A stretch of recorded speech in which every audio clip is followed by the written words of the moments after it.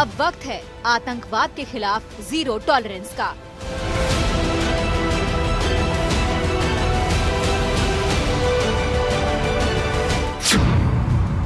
वक्त है हाथ में हाथ मिलाकर दहशतगर्दी को खत्म करने का।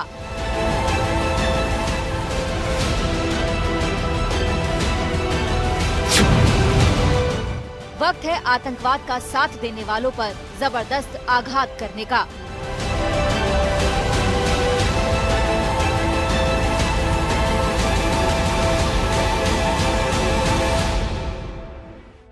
संयुक्त राष्ट्र सुरक्षा परिषद के मंच से ये भारत की गुहार है, लेकिन पाकिस्तान जैसा पड़ोसी और चीन जैसा उसका दोस्त मिल जाए तो तमाम उम्मीदें बेमानी है। पूरी दुनिया में कोरोना जैसी महामारी फैलाने का कलंक चीन पर है। LAC पर आघात करने का कलंक भी चीन पर है, उसी चीन पर जिसे पाकिस्तान की गलती भी सही नजर आती है। पाकिस्तान ने विश्व में सबसे सम्मानित और भरोसेमंद मंच पर कई बार आतंकवादियों को बचाने से गुरेज नहीं किया। इतिहास इसका गवाह है। चीन उसकी हाँ में हाँ मिलाता रहा। मसूद अजहर को अंतर्राष्ट्रीय आतंकी घोषित करने की भारत की कोशिशें इसकी मिसाल है। 10 साल तक हिंदुस्तान दुनिया के सामने सबूत पेश करता रहा। राजनयिक और कूटनीतिक घेराबंदी होती रही, लेकिन चीन की मदद से पाकिस्तान ने लंबे समय तक ऐसा नहीं होने दिया। हालांकि पिछले साल चीन ने प्रस्ताव पर रोक लगाई और संयुक्त राष्ट्र ने मसूद अजहर पर पाबंदी लगा दी। लेकिन चीन और पाकिस्तान ने देश के 2 मोर्चों पर मानो अघोषित लड़ाई छेड़ रखी है। इसी के खिलाफ विदेश मंत्री ने संयुक्त राष्ट्र सुरक्षा परिषद के सामने दोनों देशों की नापाक दोस्ती से नकाब हटाया। We must not countenance double standards in this battle. Terrorists are terrorists. There is no good or bad distinction. Those who propagate this only have an agenda, and those who cover up for them are just as culpable. विदेश मंत्री ने इसी संबोधन में आतंकवाद के खिलाफ 8 सूत्री एक्शन प्लान पेश किया।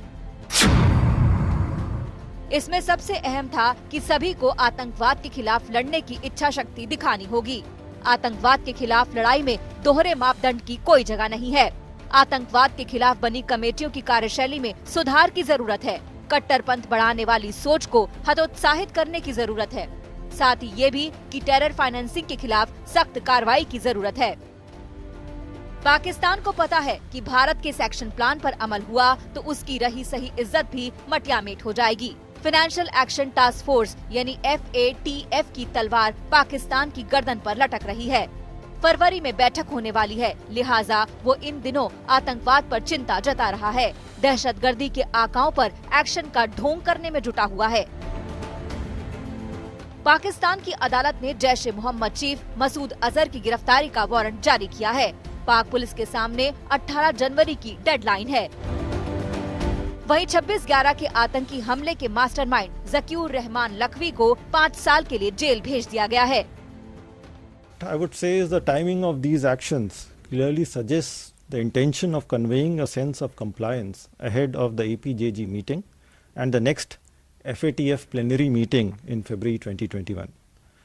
It has become routine for Pakistan to come up with such farcical actions prior to important meetings. Pakistan ने अपनी जमीन पर आतंक के बीज बोए हैं, आतंक की फसल उगाई है और उसे भारत के खिलाफ इस्तेमाल करने में जुटा हुआ है। लेकिन हिंदुस्तान के बुलंद हौसलों के साथ हर साजिश का मुंह तोड़ जवाब दिया है। तभी तो पाकिस्तान में छिपे आतंकवादियों में भी एक्शन हो जाने का खौफ है।